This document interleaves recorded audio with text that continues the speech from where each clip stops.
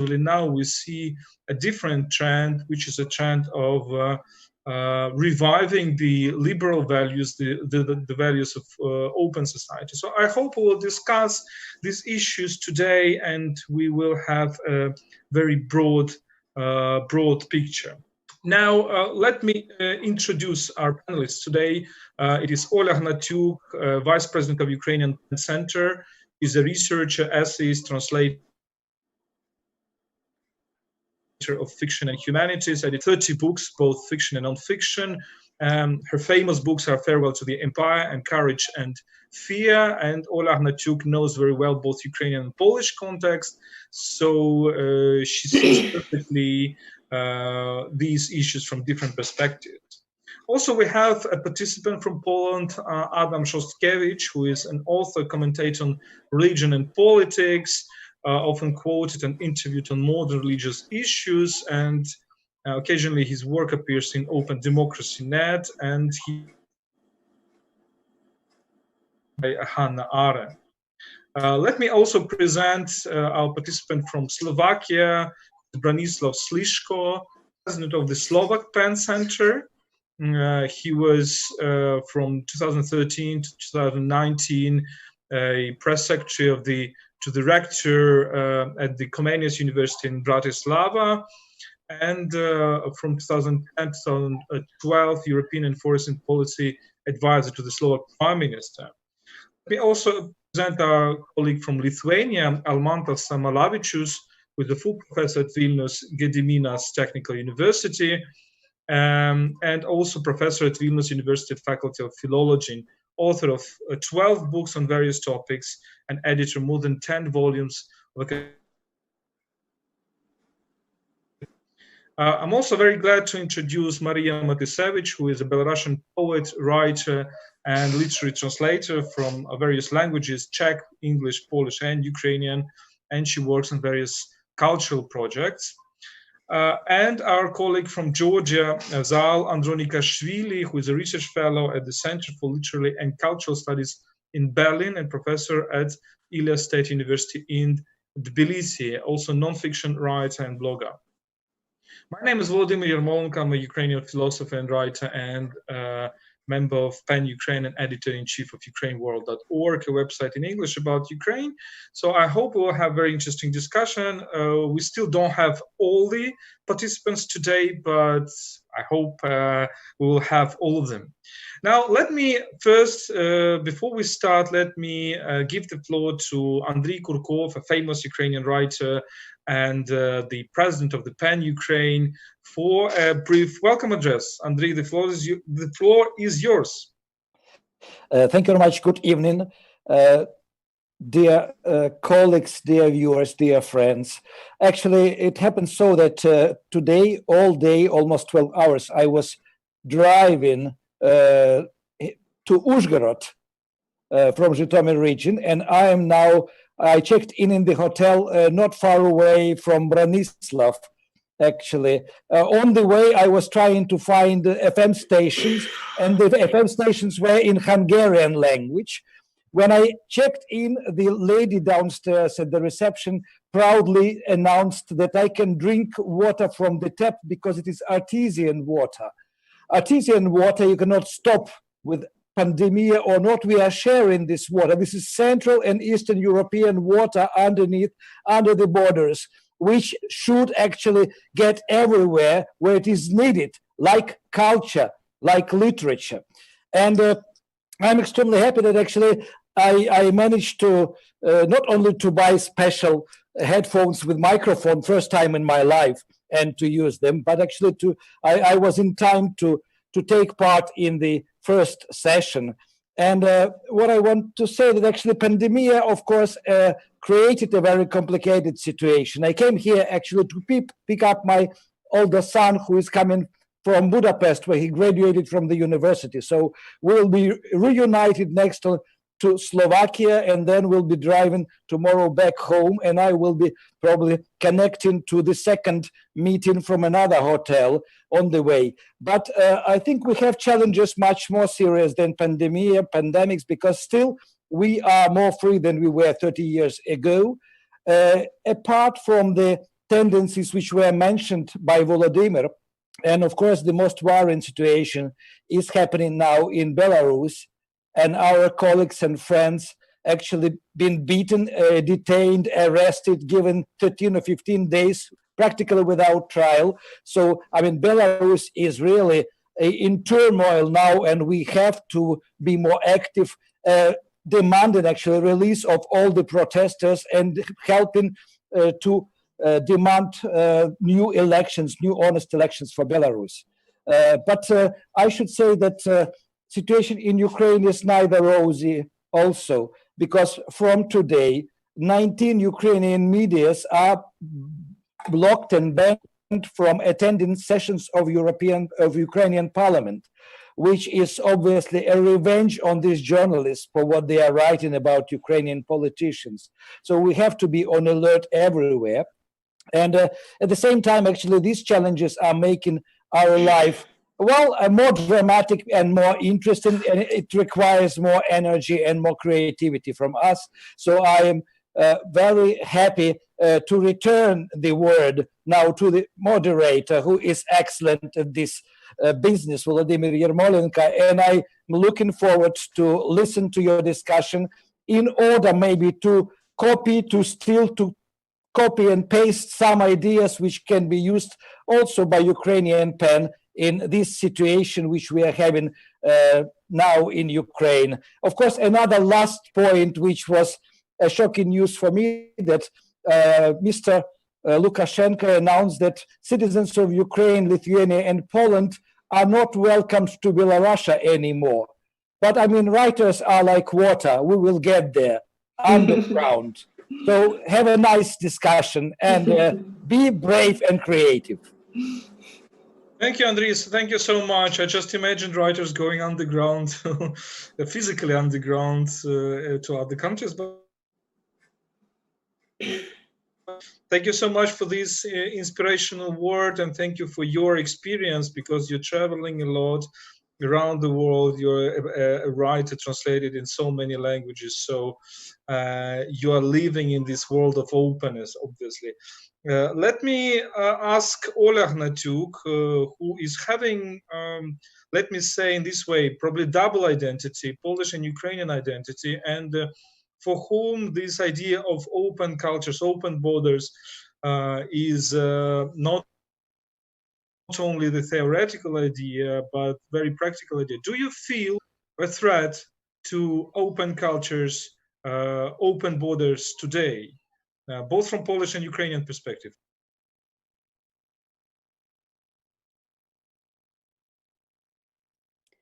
I didn't hear your question, but I will try to answer anyway. So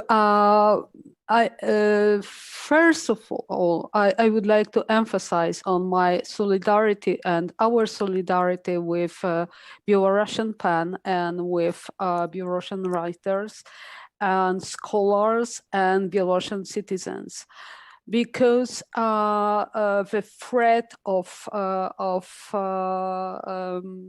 pandemic is not the main threat nowadays. We have much more serious threat, and under the cover of pandemic threat, many authoritarian and quasi-authoritarian regimes are trying to push their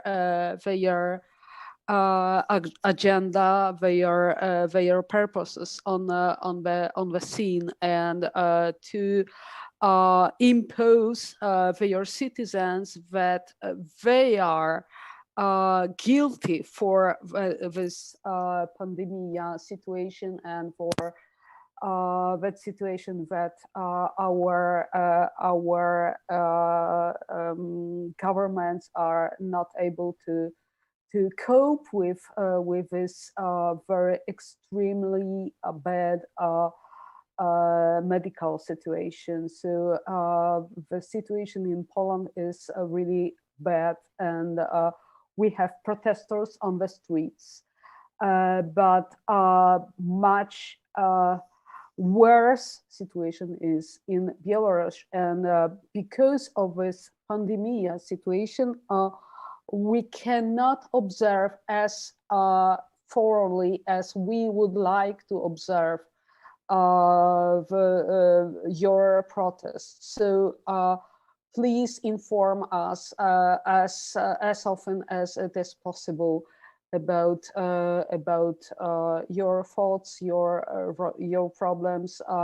We know that we cannot undermine this regime, but we can at least to support you just more in our with our huge hugs for you, and we are crossing our fingers for all Belarusian writers or Belarusian citizens. And I believe that at least I will be in Minsk for the first time in my life. So see you in Minsk next year, Maryja, and with your friends. Coming back to Volodymyr question about double identity and open borders. Of course, it is very important for me because all my family is in Poland. So it is personally very important for me to have a chance, an opportunity to travel with no obstacles on my way. But it is not the case of today's situation. So it's the complicated situation with cultural exchange is also complicated situation in our personal life, and personally for me it is not very good time to be separate with my husband and son and my close friends. So it strikes me very badly, but I think that it is much more important for writers and for artists to have a chance to communicate not via Zoom, not via social media, but in person. And this creativity appears much more likely in person than in just on our online communication. I appreciate this chance of communication via internet, via Zoom or other platforms, but it is not the same, and we cannot feel each other. We cannot have a good chance to create new works, new creations. Sorry for tautology, but the lack of a word in English. So I think it is extremely important to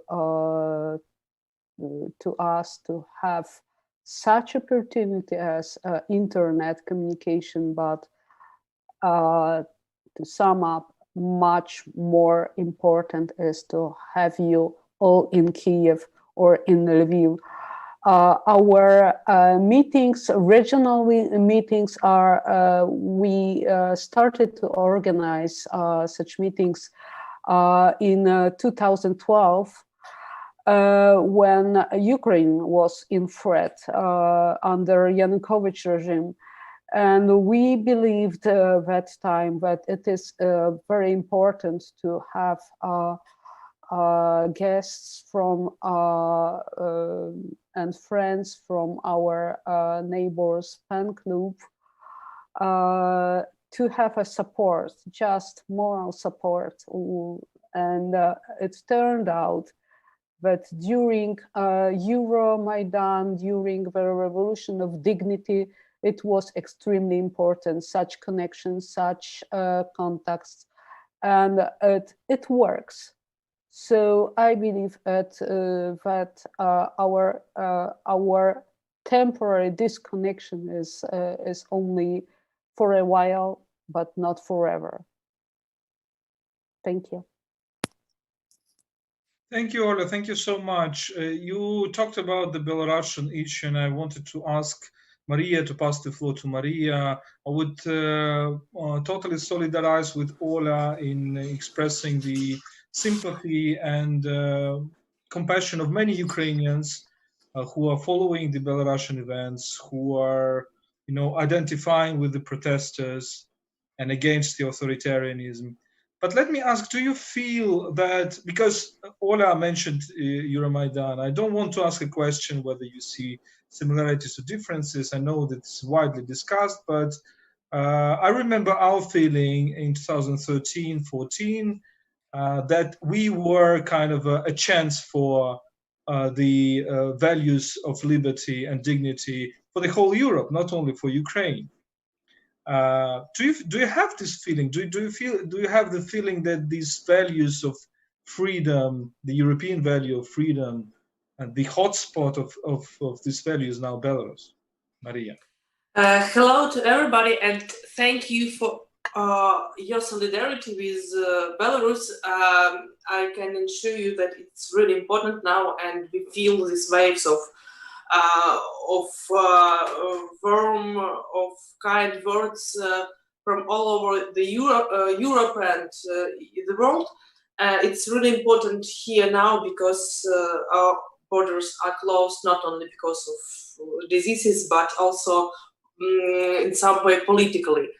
And as for this feeling of freedom you are talking about, I partly can agree, yes.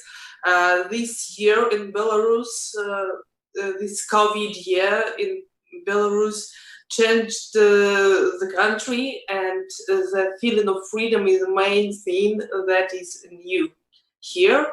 And if sometimes we could say that writers or some intellectual people felt free every day in their minds, in their homes and so on, now this feeling of freedom is total. It unites all people of Belarus, and I can set many examples, but maybe just statement of it, just believe me that this is true.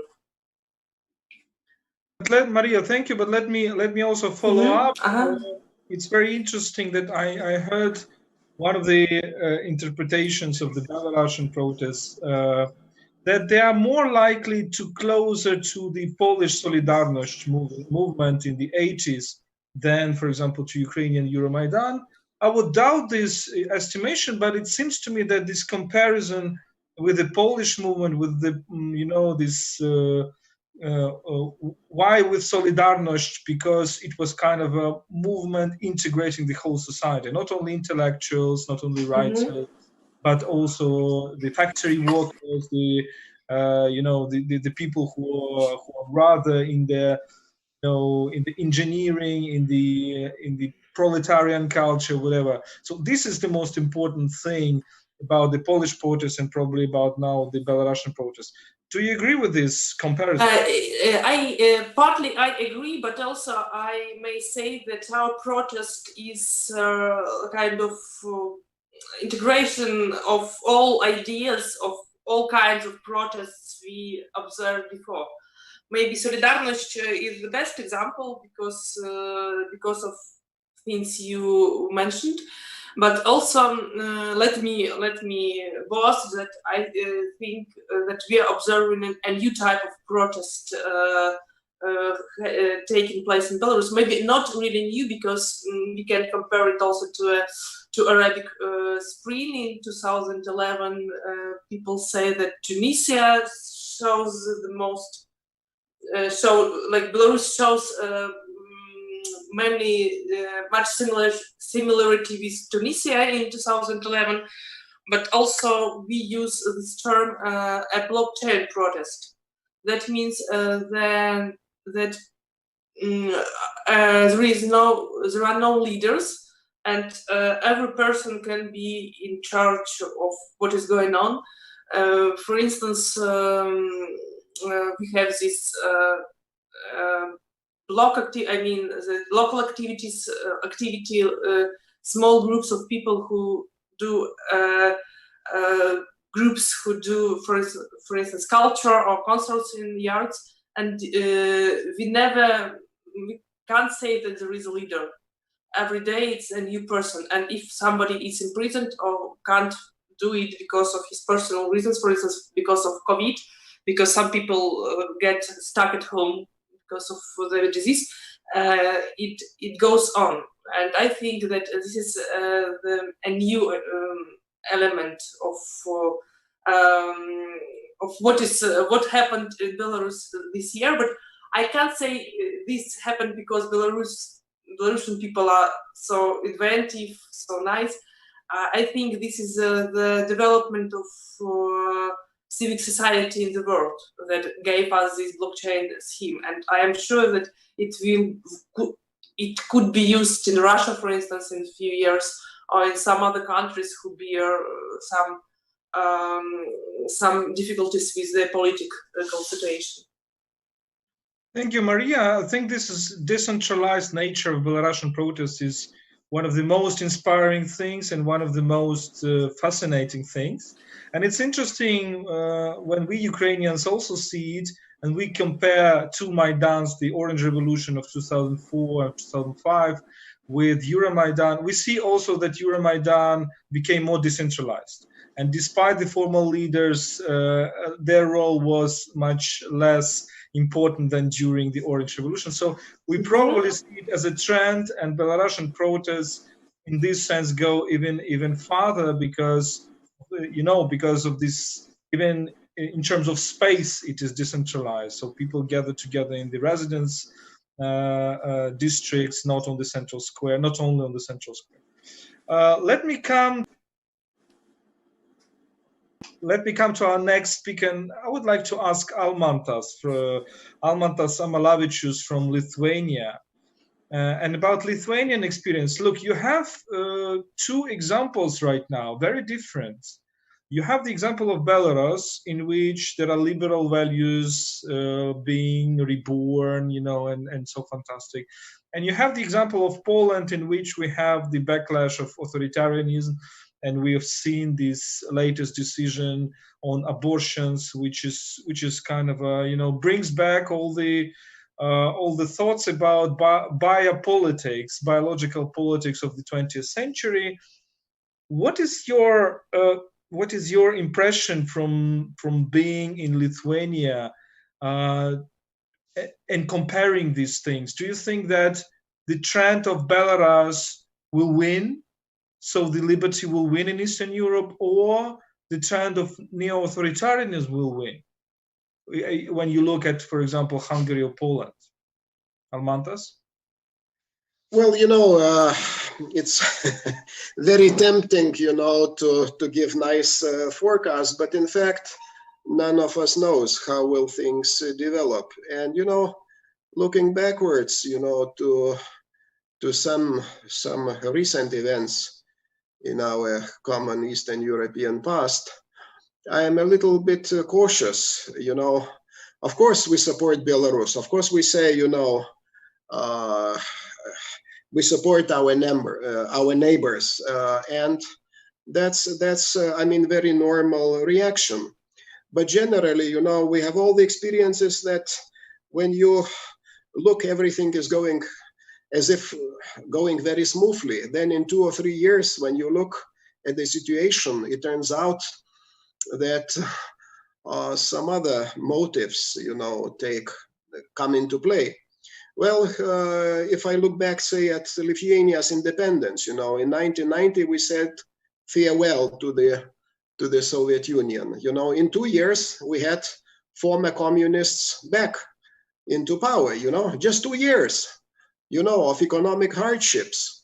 So I think that now at the moment we are very enthusiastic supporting our colleagues and friends in Belarus, but we should be very cautious because the movement, I don't think it has a clear goal.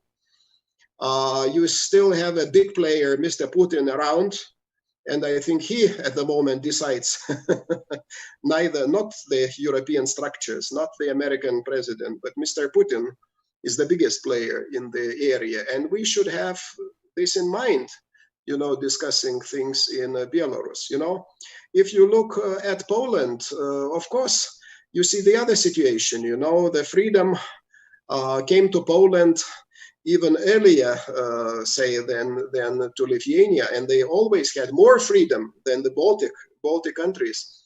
And of course, then you see that this simply the freedom is not a guarantee that any kind of developments in society will go in a certain desired, so to say, direction.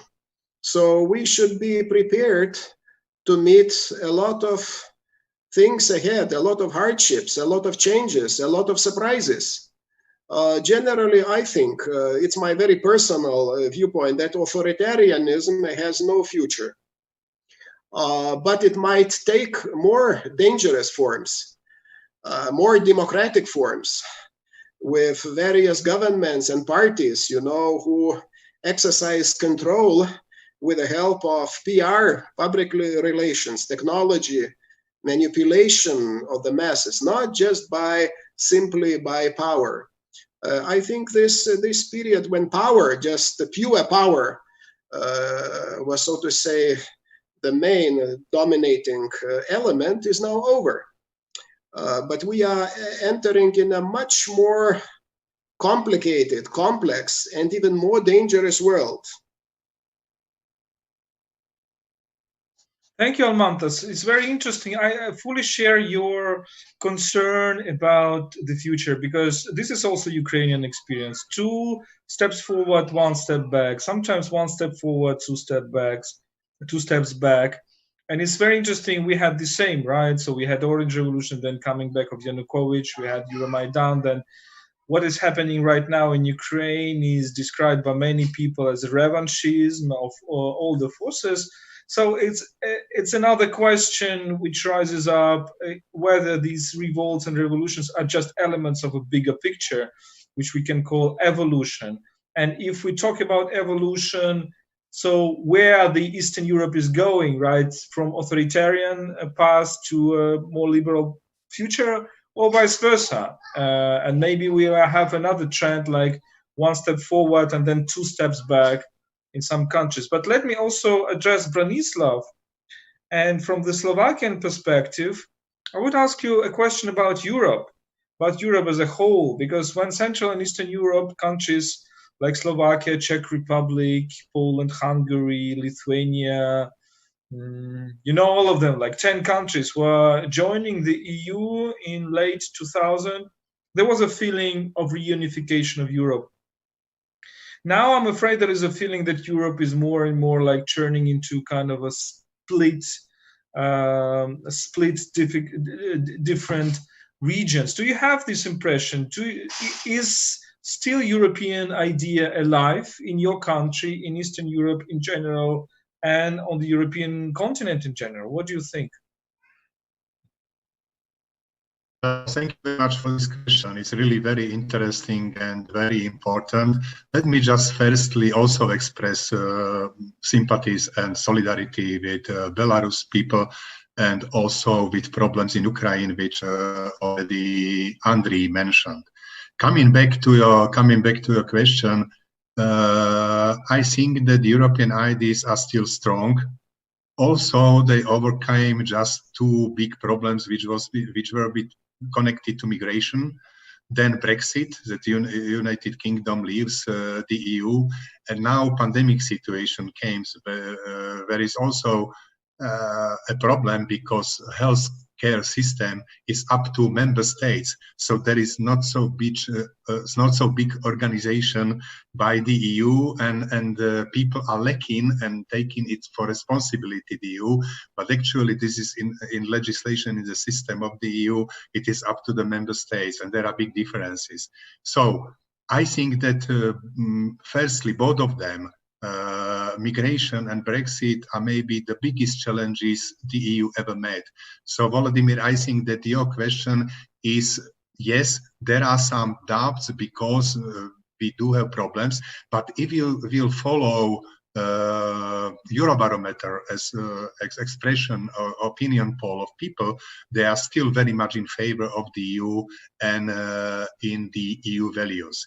What me, as I worked for the European Commission for 14 years, what I am lacking, that we are less and less mentioning the values, peace, cooperation, solidarity, prosperity, and we are more and more speaking because of crises or challenges I already did mention. We are speaking about money, who will pay for war, then how much, you know, and then especially I think that the young generation is losing these ideas, these values. And this is also connected that unfortunately, I think that we are missing personalities, political personalities. We have excellent personalities in culture.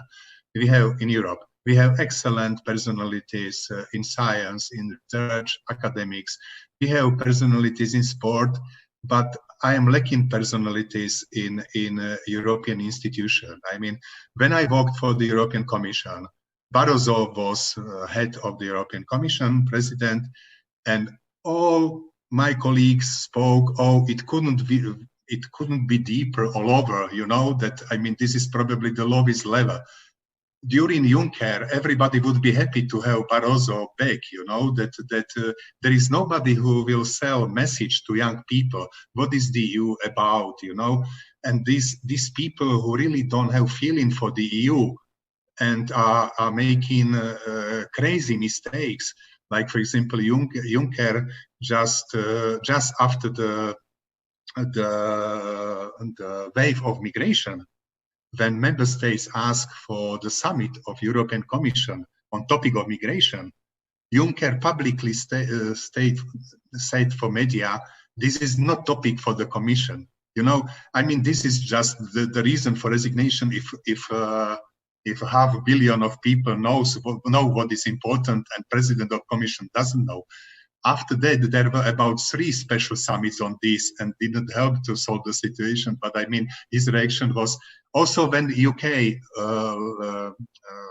after the referendum, the very next day, I was following it because I am teaching at Faculty of Law at Communist University, European integration and common security and foreign policy. So I'm still following this issue. Very first day after referendum, Juncker said, very second day, just leave, go away. I mean, this is some reflection of your friend, your colleague who is leaving. I mean, not giving a chance, or we will discuss, or we will see, you know. And even he didn't know about the process that UK firstly should send a letter asking for this. So I mean, if we have such weak leaders who are actually destroying the EU, because I am, for example, me personally, having Tony Blair as a president of Commission, 90% from my point of view, UK would not leave the EU. But with Juncker, I mean, he really contributed. So this is after I told you about challenges, which I think are the biggest in history of the EU. Speaking just about money, who will pay for, and penalties for not taking migrants. So I mean, we are a little bit losing values, and you are completely right. But as I said, as I already said, just follow Eurobarometer. People are still very much in favor, and I think that we will overcome this. But we need some leader, somebody who will be messenger of values, not just about penalties and this sort of thing. And maybe just to contribute, I'm sorry that maybe prolonging my speech, but we had that guy Schulz, who was head of parliament, you know. And I can't remember in all history of European Parliament that there was somebody who asking for penalties, who requested penalties. You know, the head of parliament should be somebody who united the nations, who tried to find peaceful and friendly solution, not just pay and you know. And this is the guy. I mean, if I am speaking about lack of personalities, this guy even didn't finish the secondary school, you know. So I mean, in all parliament, when he already passed the reception, probably also his receptionist would had a higher education than this guy. So I mean, if we don't have even educated people for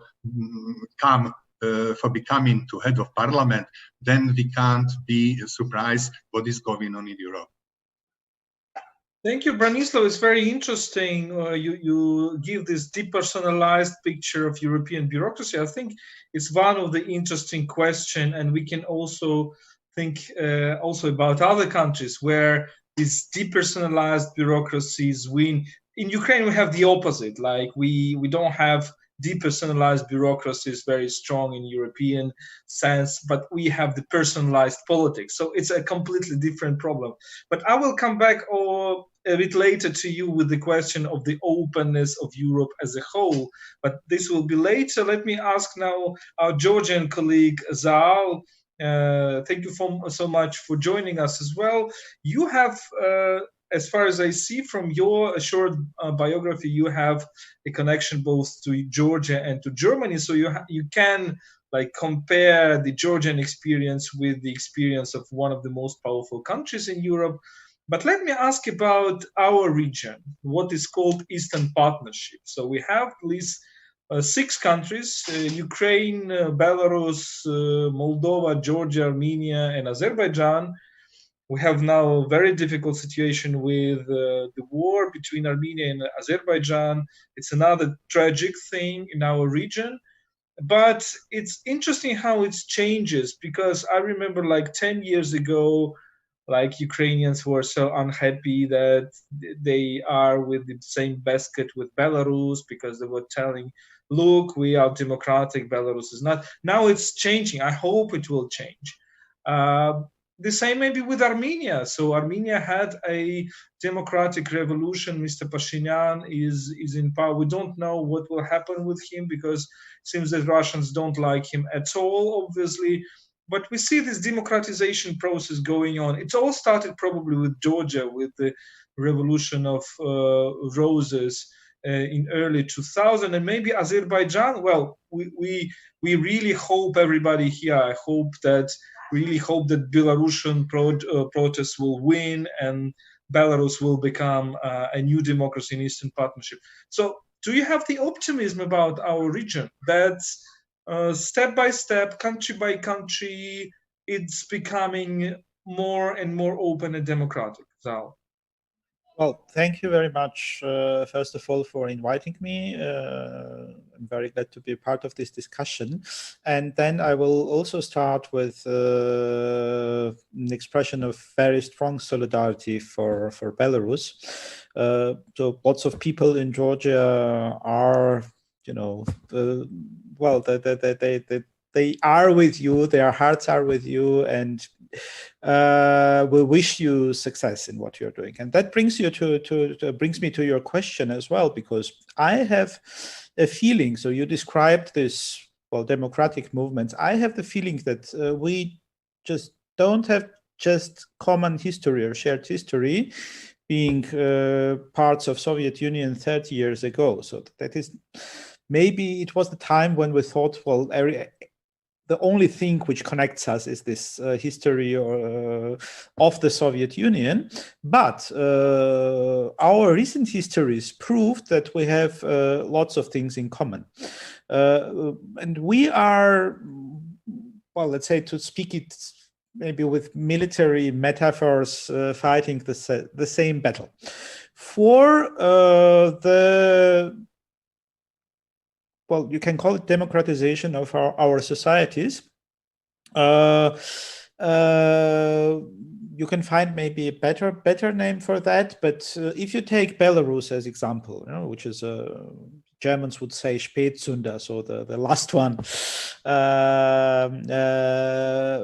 So they had, so Belarus was the country, if you compare it with Georgia, Georgia had an economic collapse in 90s and 2 civil wars. It was devastated, so most of 90s were a pure catastrophe, right? Belarus was maybe the best preserved of the country of our region, with industry intact, with lots of things were working. And they did not have these economic problems which Georgia had. But Belarus also lacked this development that Georgia did, quite strong civil sector, very strong democratic movement.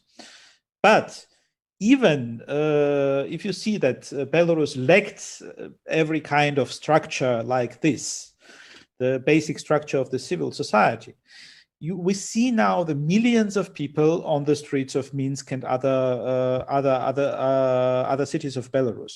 Millions of people, because they want the same thing the people in Georgia wanted, the people in Armenia wanted, and people in Ukraine wanted several times.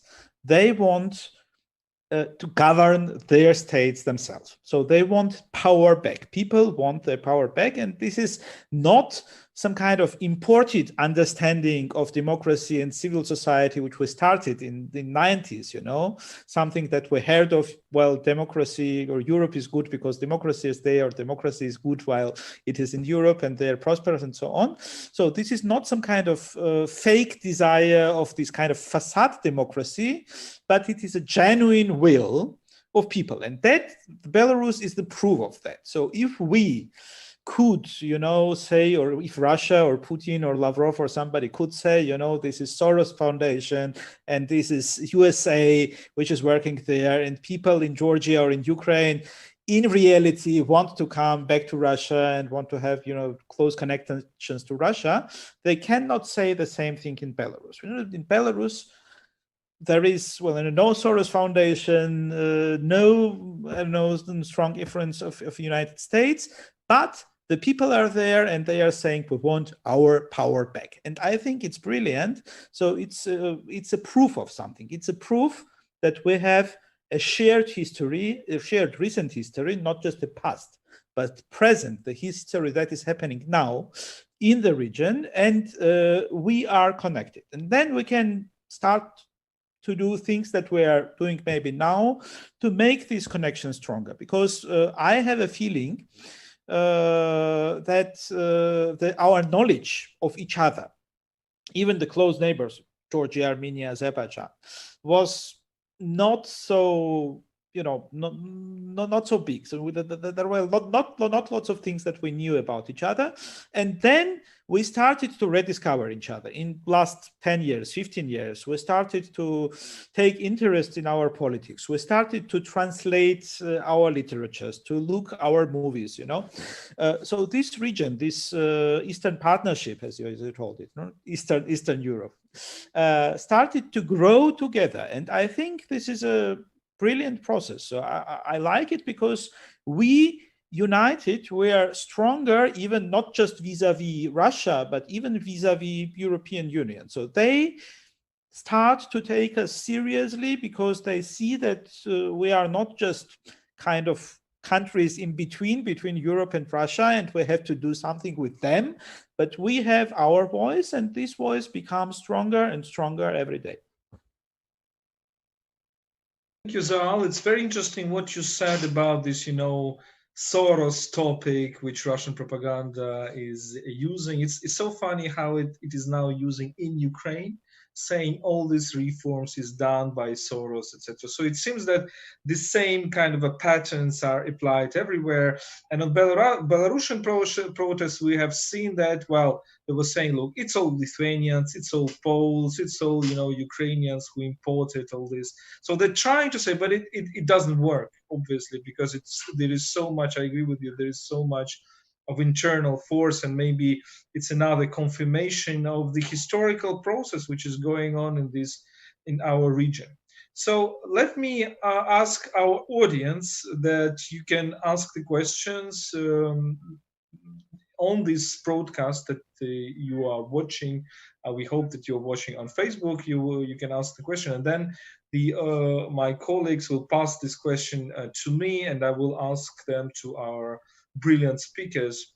Now, let me come back to maybe to Maryja and ask, well, we talk so much about Belarus, and it's obvious that this is a so important topic, both from political and humane point of view.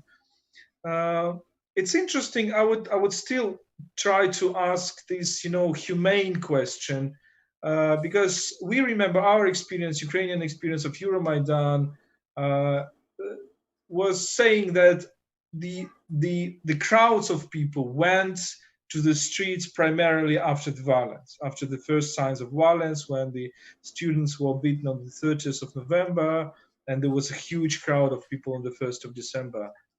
It seems to me from the outside that Belarusians also were so shocked by the violence of the police and by the continuing violence, by these beatings, by these imprisonments, that this mobilized. Is it true? Is it this sentiment of anti-violence that mobilizes people?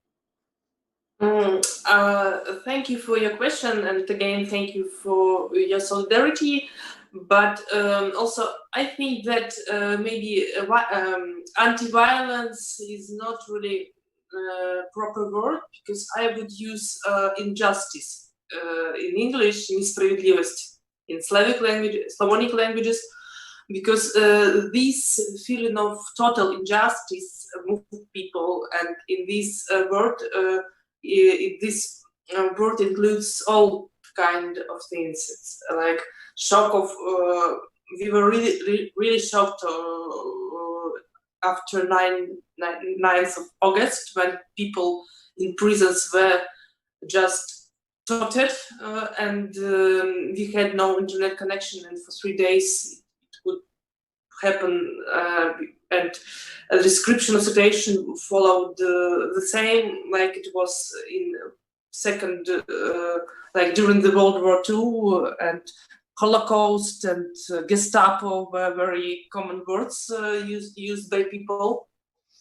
But also we should include here that feeling that people that very, very big fraud which happened during the elections, because everybody understood that people in the streets is majority, but Lukashenko's authorities told that we are minority, and this injustice moved people, and still is moving people into the streets. Yes, actually, yes. Yeah. Actually, it's a issue of people's dignity, and all kinds of injustice. You can see also injustice that when we coming back to the initial topic of our discussion, also that behavior of Lukashenko during COVID epidemic, the first wave, it also maybe described as injustice towards died people, towards people who suffered, and that's all. It's very interesting that you mentioned this word dignity, because I'm sure that this is something going on in Eastern Europe. We are reinventing this meaning of the word dignity, and coming back to what Branislav was saying, it's probably very interesting. I'm not idealizing our protests. Probably when you are within, when we were on Euromaidan, we were trying to idealize it. It's a mistake. Of course, everywhere people are the same with their pros and contras, but it's very interesting how this idea of dignity is being reinvented in Eastern Europe. But Maryja, let me also ask a geopolitical question. I'm sure it's very interesting for Ukrainians and for Eastern Europeans, a question about Russia. So do people in Belarus, when they come with this word dignity, they go against Lukashenko, do they also have this feeling that the big the big force of indignity, injustice is Putinist Russia, or it's not in that way, and people are cautious about, you know, Moscow? Actually, coming back to Almantas, yes, do I mention your Almantas speech? Actually, I felt like deja vu, because Almantas says exactly what my mother says about the situation in Europe. My mother is a very wise person, so actually, in some way, that's I agree. I'm not agree. The situation is described very nice. Yes, all people of elder generation are really cautious about what is going on. They understand that there is no any romanticism in what is going on in Belarus or in other countries of Eastern Europe when there are some changes. But yes, actually, we started 2 months ago. It took really much efforts to our new politics, to our speakers, to our people to insist that this protest in Belarus is not anti-European, pro-European or anti-Russian, because it was really important here to people around. Yes, and Russia, Putin's Russia, and also democratic part of Russian people who are really helpful these days, because we are thanking not only to Ukrainians or Lithuanians or Polish people, but also to Russian democratic society who are supporting us, and we understand that they try to follow our situation to have feedback for themselves. Yes. And as for Putin, Russia, this injustice of what is going on is really obvious here. But this month, I mean October, we are more engaged in our inner process, not like geopolitics step back these days. We understand that Russia, Putin is observing. Yes, he is also waiting.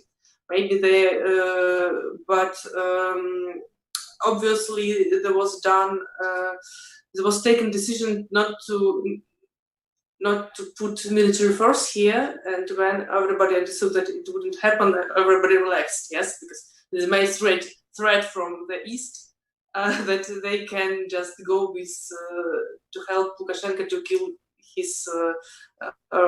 his people.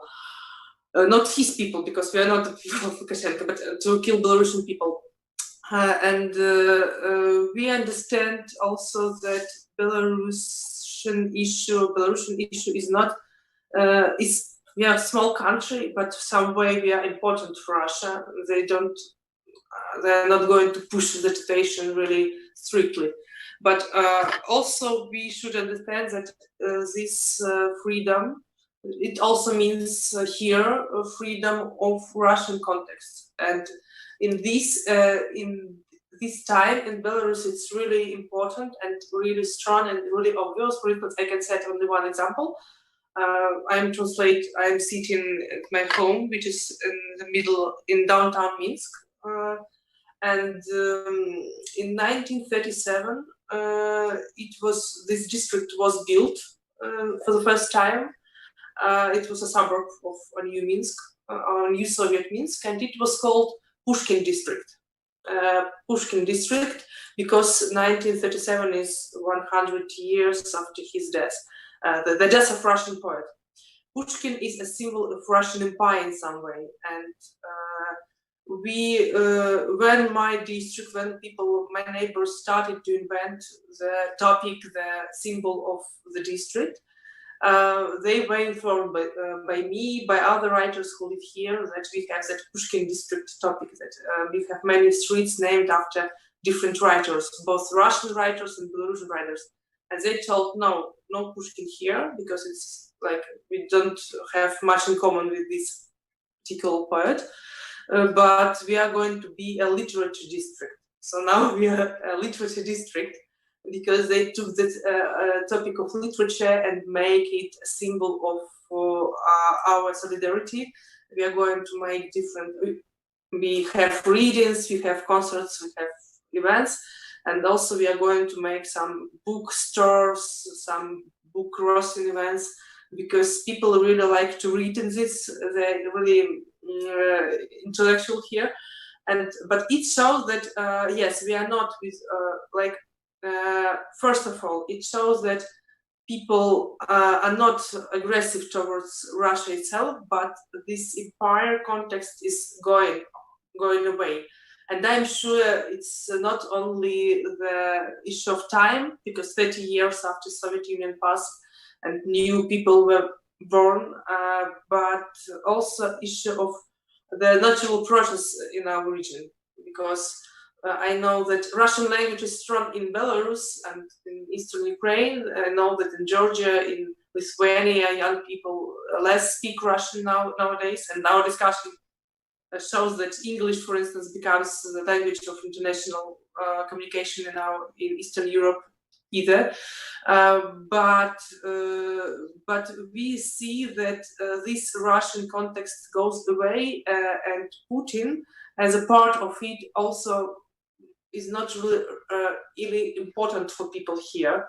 And so this is why let me be sure that we would try to keep this cultural, at least, independence further.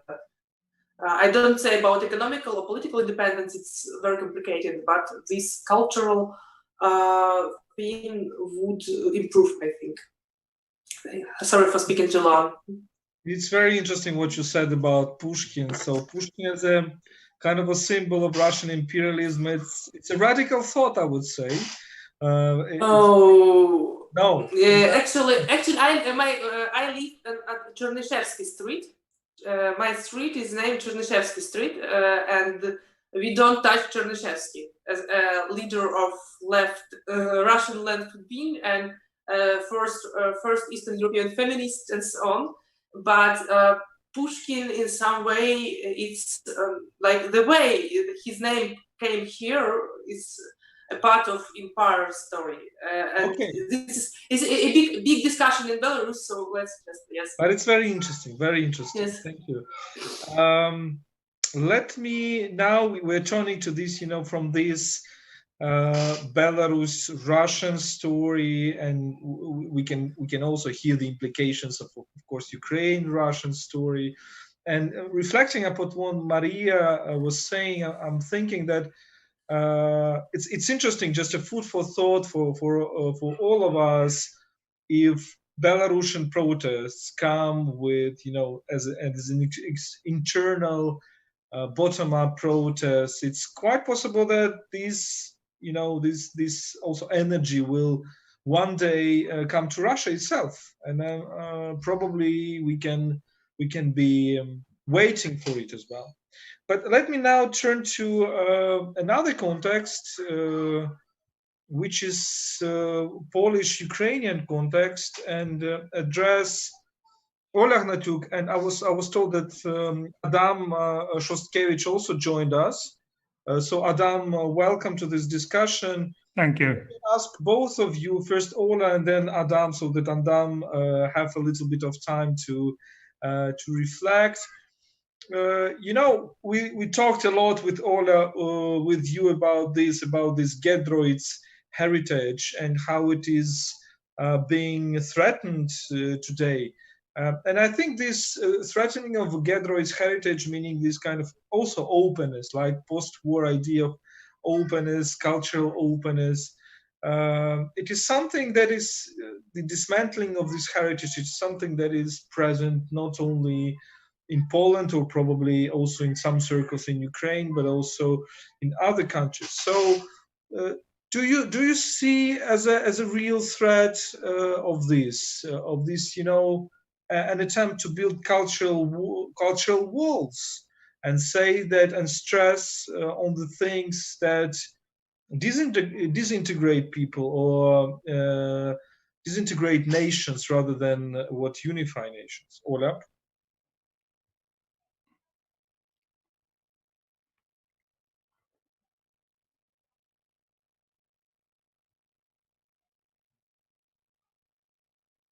Sorry. Sorry, I'm talking, but with no microphone. So once more, thank you. It is a temptation for me to use a slogan, build bridges, not walls. But of course, there is a threat for Polish-Ukrainian cooperation, and for especially for Jerzy Giedroyć heritage, and it is paradoxically that it is more popular, his idea now in Ukraine than in Poland. It is endowed now in Poland, especially among rightists. So it started more or less 15 years ago, such undermining this heritage and these principles of Polish Eastern politics, and it was just after Poland joined EU. So I think that it is much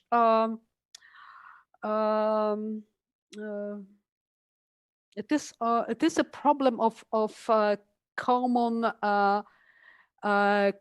purpose, common aim of Poles to join EU, and after joining EU, we lose the aim. We lose this aim, which gather Poles, Polish citizens together, and both sides of Polish political scene, rights and leftists, rightists and leftists, were together in their attempt, in their desire to join EU. When it was done, we have no more great idea. So and I think that it was a time for Polish-Ukrainian reconciliation. It was before 2004, and in 2008, just 4 years after joining the club, European club, it was gone. So it could be not true what I am guessing now, but it is very likely that it is the problem of lacking of a common purpose, and it is not a only a problem of Ukrainian unwilling to admit that something is wrong with Polish-Ukrainian history, and that it was a Ukrainian guilt of Volyn massacre and so on. So it's not only this problem; it is also internal Polish problem with the big idea of Polish policy. And also, I think the problem was with Polish temptation to play a huge role as a huge state in Central Eastern Europe, and as an expert for Eastern Europeans, Eastern European matters. So it turned out that it is no longer truth.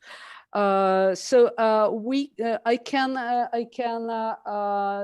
name much more problem with Polish policy, and especially towards Ukraine. But I believe that my colleague Adam will add something or will not agree with me. But I would like to emphasize that our cooperation is not only between politicians. It is also cooperation between civic society. And it was huge support from Polish civic society during Euromaidan and afterwards. So during these years of the Russian-Ukrainian war, with support for Ukrainian citizens and for Ukrainian soldiers and their children who suffered from this war. So it is a huge support for the Ukrainians from Polish civic society, and also it was an amazing cultural cooperation. So it is not only civic society and cooperation between local governments, but first of all, between artists and between writers. We have more than 700 translations from contemporary Polish literature into Ukrainian.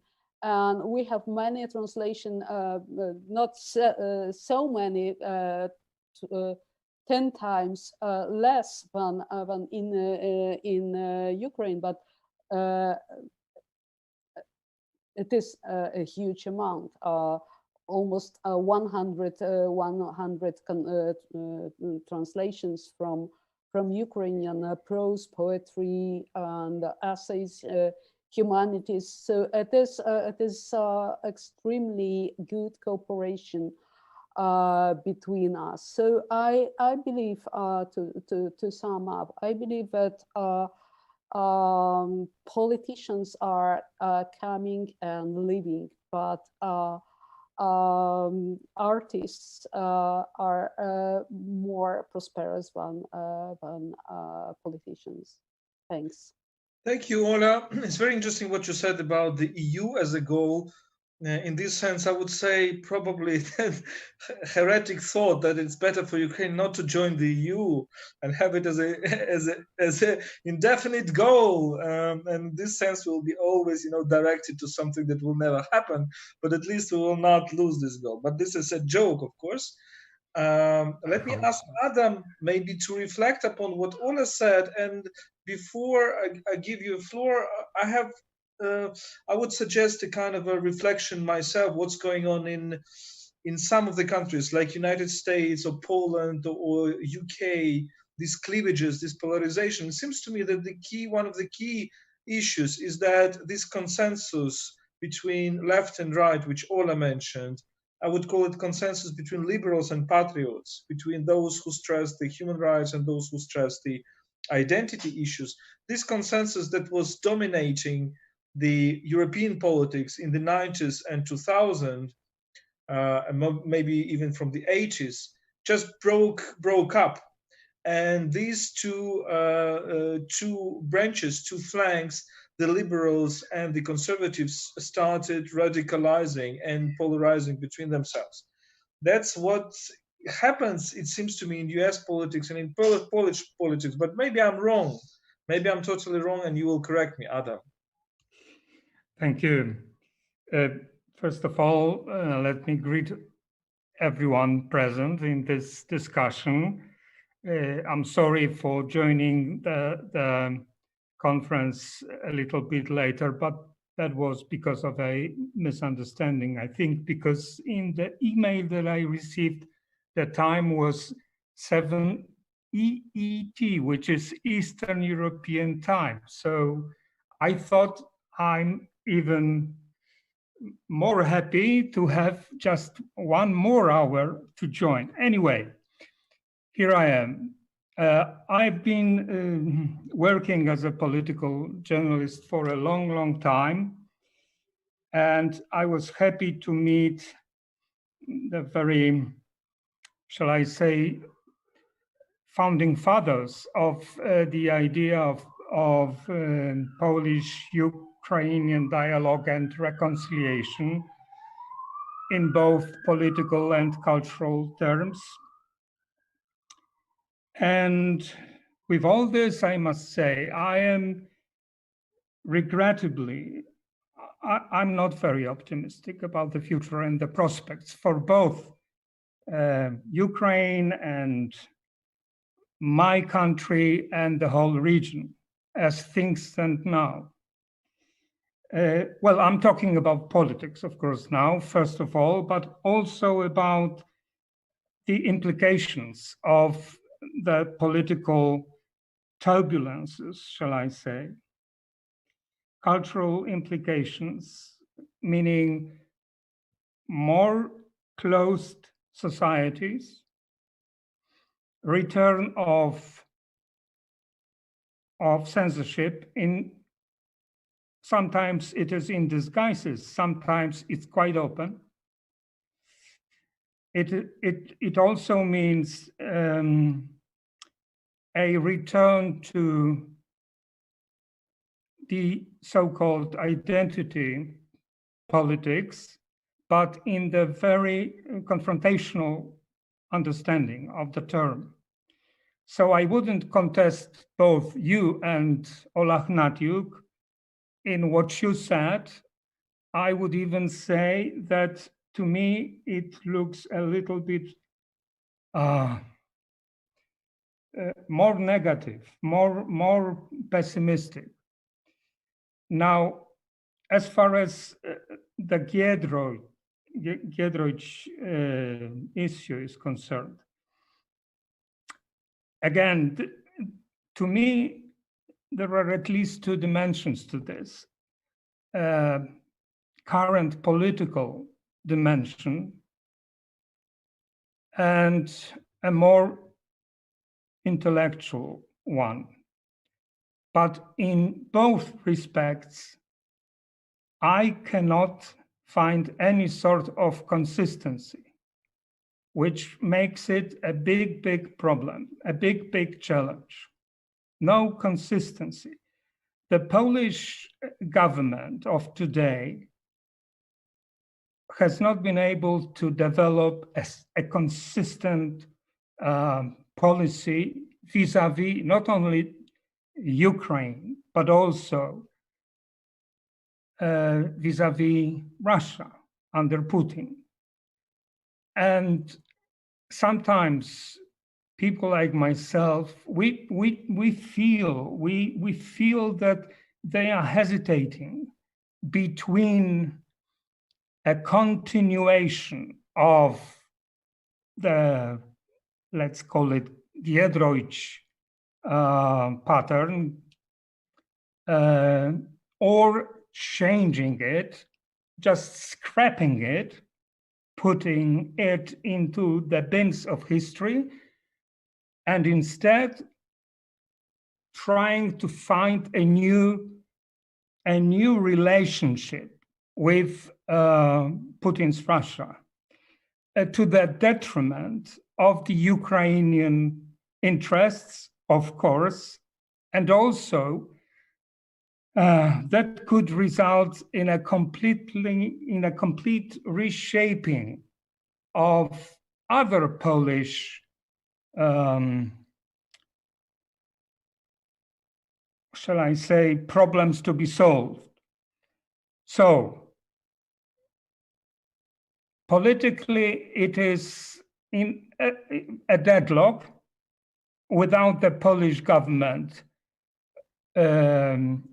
being ready to present a consistent idea of how they want to deal with the Ukraine and the Ukrainian, shall I say, question. And intellectually, I would say it's maybe a little bit better, but still not very good. Intellectually, accepting the circles, the ruling elite of today, people like myself, journalists, writers, intellectuals being interested, they would say, come on. It's just outdated. This is no longer a doctrine that we can follow after all those years. And we need to rethink it. What does that mean? The very fundamental fact is that there is no Soviet Union. It is replaced by Putin's Russia. Something that Giedroyc and his people and his followers have not foreseen. They just, all the doctrine was about the Soviets, not about Russia, post-Soviet Russia. Then again, in a completely changed situation, another factor very important to me is what was mentioned. The European Union, not existing at the time when Giedroyc and his people were developing this theory, this construct. Now, what we see, to complicate things a little bit more, what we see is a completely new set of tensions within the European Union of today and between the so-called new EU countries. For example, Lithuania versus Poland, Poland versus Lithuania. It's a completely different story. It has nothing to do with what Giedroyc would have envisaged. So intellectually, I would agree with this, that the concept, the idea needs a rethink, a reinterpretation, but on the practical level, even bigger a problem to us is what I said, what I mentioned, the lack of consistent policy of the Polish government of today. So this is a puzzle. This is a puzzle. And I am myself, for one, I am deeply concerned because I was with Giedroyc. Giedroyc was one of, shall I say, mentors, political mentors of people like myself. And it is, in the very essence, I think, it is the big question of what do we do with our relations with the Ukraine as it is today. And again, there is still many people of goodwill ready to commit to a dialogue, to a serious intellectual conversation about all this, but they are put aside from a political debate today because, well, they are just intellectuals. They are not professional ruling politicians. So I think there are clouds, and the clouds are not white. The clouds are dark and even darker. Part of the problem is the unpredictability, not only for the politicians, which could be some kind of an excuse for them in their being not ready to decide which policy they would follow.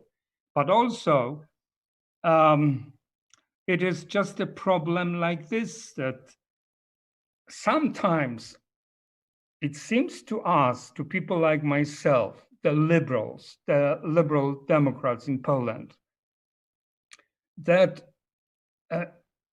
quite paradoxically, maybe or not, it is Belarus, Białoruś po polsku, which is now more inspiring to us and fascinating than the Ukraine, as it seems to us,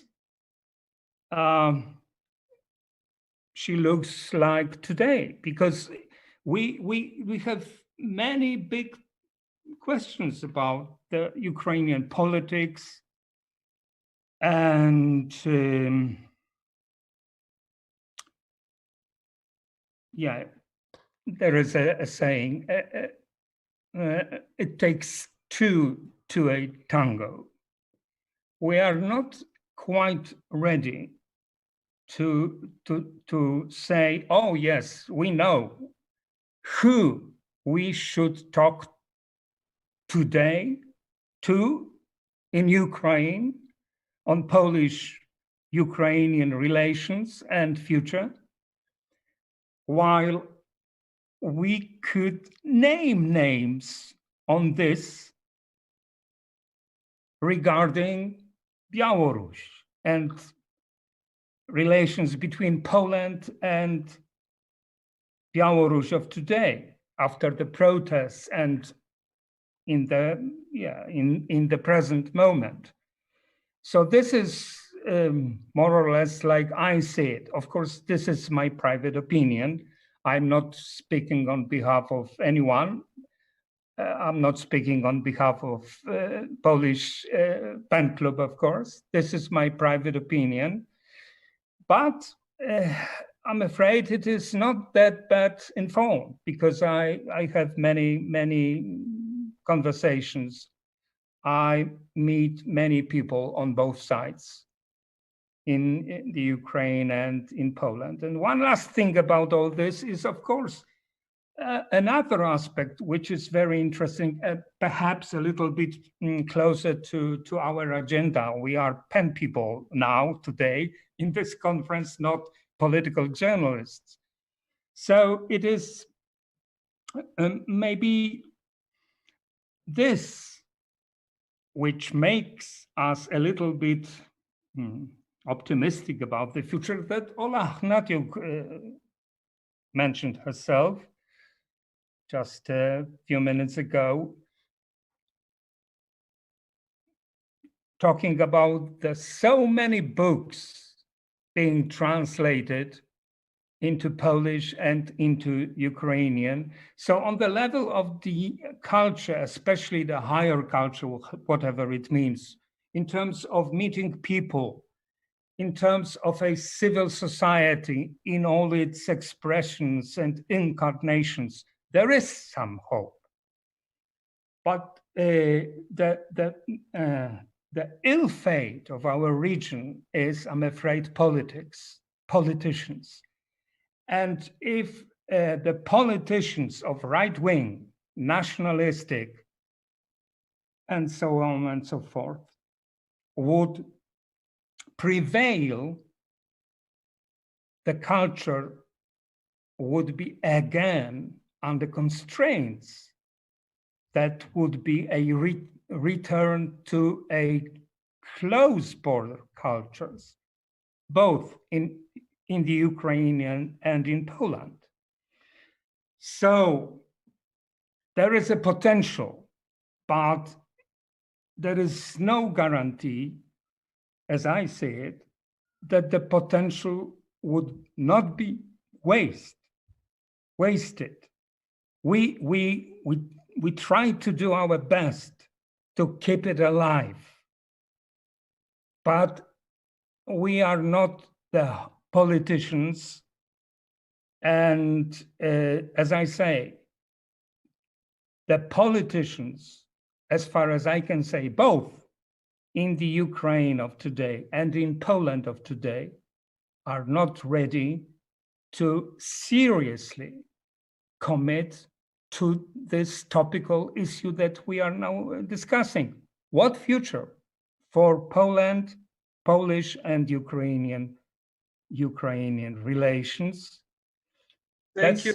That's Thank it. you, Adam. Yes. Thank you very much. I'm sorry to interrupt you, but thank you for these sobering remarks. I'm sharing a lot with what you said, but I'm still sure that the role of politics in contemporary world is not that strong than probably 100 years ago. But it's another topic of discussion. I'm probably too optimistic about this, end of power metaphor. But of course, let's not exaggerate. Let me come. I understand that we probably entered too much into these very important for us Ukrainian-Polish relations, but let me now come into the questions that we basically were also supposed to discuss, and which I sent. It's quite polite from the moderator side. I'm ironic about myself to come to those first questions at the end of the discussion. Let me ask these, the questions about humanity, we're discussing so much about the region, about Europe, about particular nations, but about humanity as such, and the way how we live through these pandemics and how we live through this isolation. So this very metaphor of self-isolation, which was so, I would say, so difficult to accept, like in those bright romantic years of the 1980s, 1990s, the very word of isolation, right? Today, it's kind of increasingly popular in the medical metaphor, medical concept, the concept for communication, and the concept for geopolitics. Let me now address all of you for a brief remarks, and probably we will end the discussion on those remarks. So what's your expectation? Do you think that these COVID pandemics will make us even more willing to isolate from each other, or it will end one day and we will be again going and embracing each other, hugging each other, and making this solidarity even stronger? So a very difficult question, but let's reflect upon it. Almantas, what do you think? Well, none of us are experts in pandemics, right? But generally, I don't have much optimism, neither of going back into business as usual, because this business as usual, as we have already discussed, is quite complicated. We are now entered a certain phase in the development of the world, which is extremely complicated. We are in the world which is full of crisis, of political crisis. We witness the loss of authority. We witness anti-intellectualism, which is rising also in Europe and other parts of the world. And it's not about, the legacy of certain concepts that we have already mentioned, but it's the problem that we no longer have politicians interested and willing to rethink or reflect upon some concepts or philosophical doctrines. This is also what we sort of received from the reign or the rage, as I would say, of neoliberalism. It did not enter our region, in that pure form, but actually it, I would say, debilitated our politicians, who started to talk about efficiency. And for me now, it's not perhaps the problem of isolation or self-isolation, these are fashionable words, but the other problem, what do we do with us during this enforced I wouldn't call it self-isolation, enforced isolation, because it's our governments, it's our bureaucrats who are inventing the rules. In fact, nobody knows how we should respond to these pandemics. I talk to the top medical experts in my country, and they can't give advice, They give, some very, very simple, common sense advice, just stay away, don't move too much to public, and that's it, Nobody knows the strategies. But the problem is that we are, this, for example, format that we are using, as a university professor, I'm wasting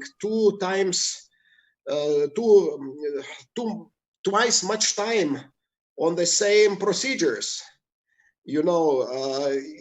Usually I dealt with students, 15 or 20 students in the audience, with 10, 15 minutes with a question. Now each and every writes me his or her questions, We are also, so to say, during this time, various rules are, so to say, imposed, and we don't know. All this, at least in my country, there were some rules were imposed in spring.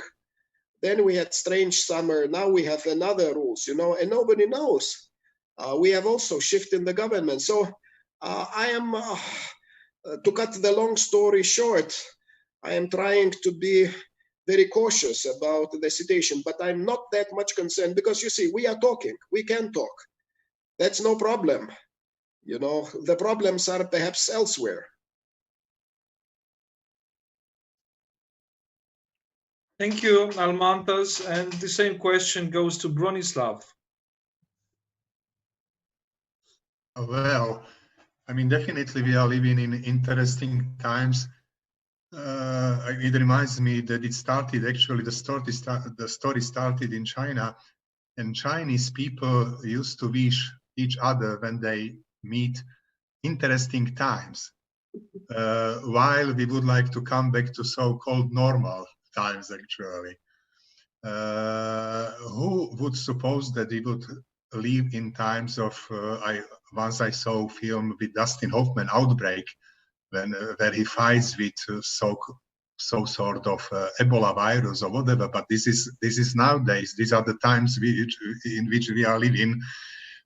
Firstly, I think that definitely it will speed up technologies and our way how to live, how to work. Homework will be more developed. Robots will be developed. We will be more used to IT technologies and other technologies, and this will change us, and in some way also contribute to our communication. This is also the event, which is the example of this, but it's for sure that it will not replace human contacts, live discussions, live meetings, and so on. Well, if we are speaking about the situation, just let me express story of my personal feelings from Slovakia.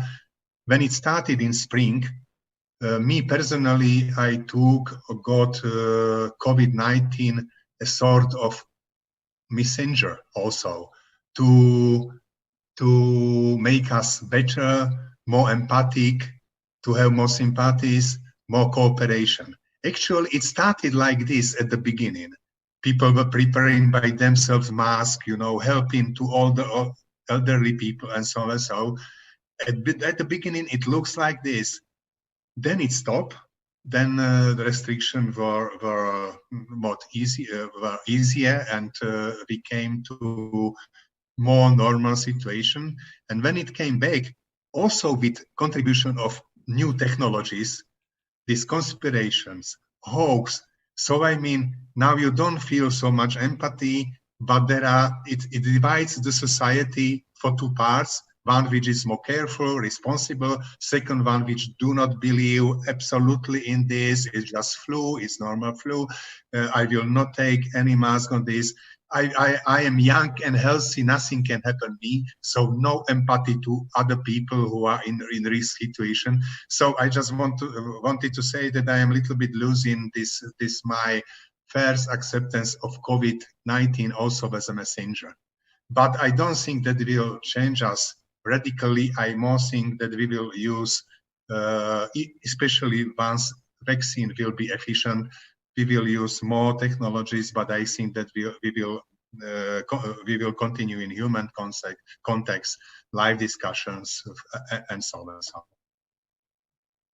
Thank you. Thank you, Branislav. It's very interesting, this, debate how technologies is changing us, right? And whether we are still the same people, the same anthropological species as people 2,000 years ago. I myself, as a philosopher, believe, of course, that we are all the same. That all this technological thing is just a surface. But of course, it's a great debate. And let me ask Zaal the same question. So, what do you feel from your perspective? Are we going to a kind of a society of more isolation, or it's in any sense of the term?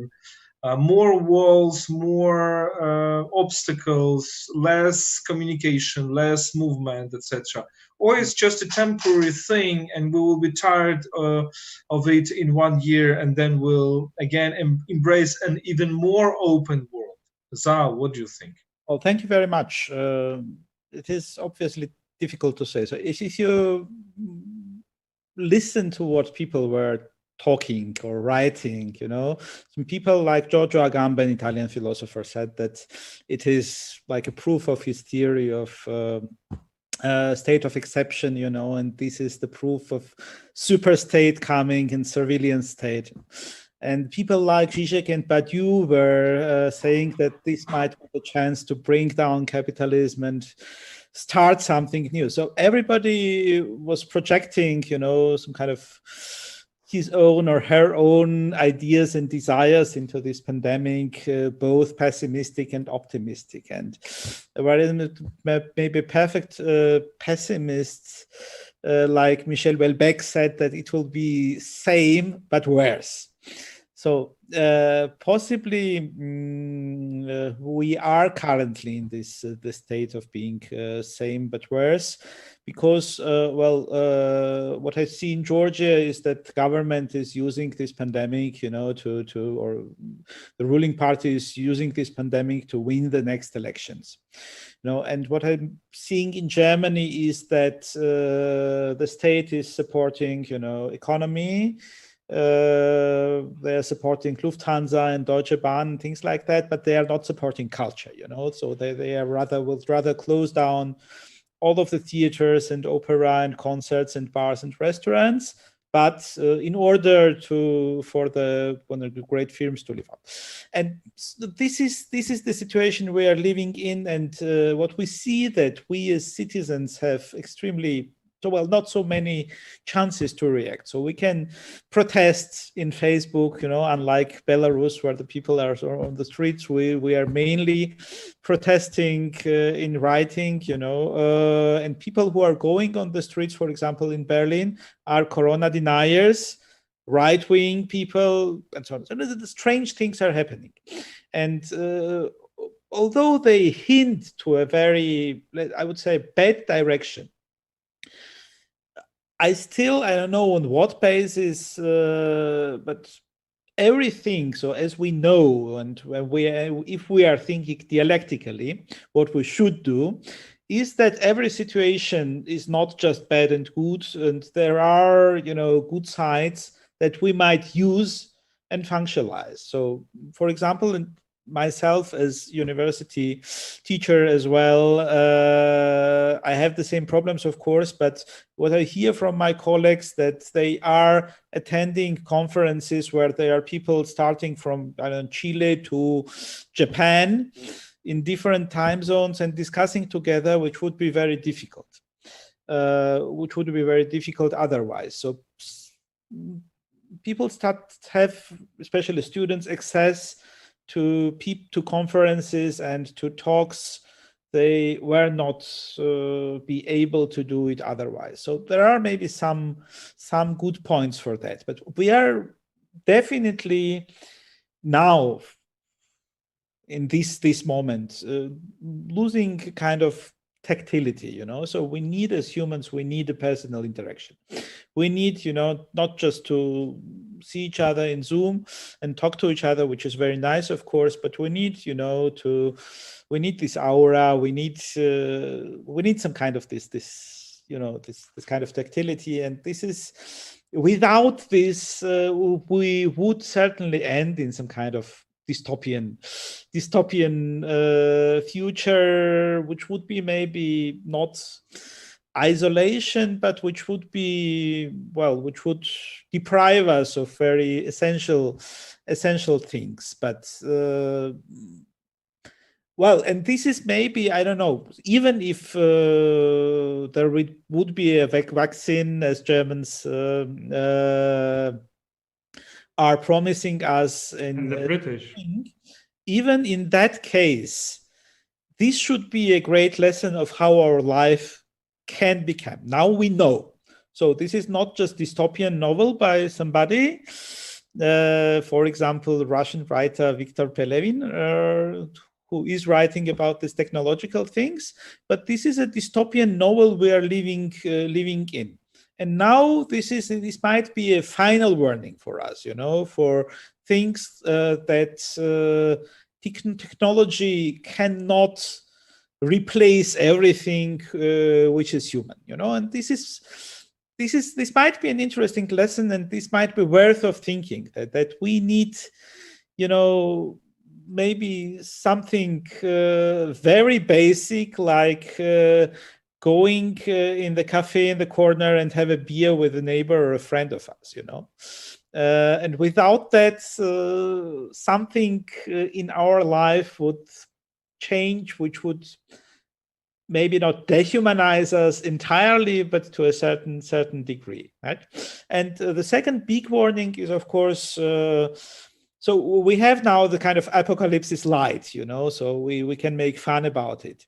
But we have this great, because COVID, you know, when it started in February, it showed us the immediacy of death. So we all looked at Italy and we saw what was happening, and we were scared because that could happen to us. And we started to be cautious, and governments started, you know, to think about something.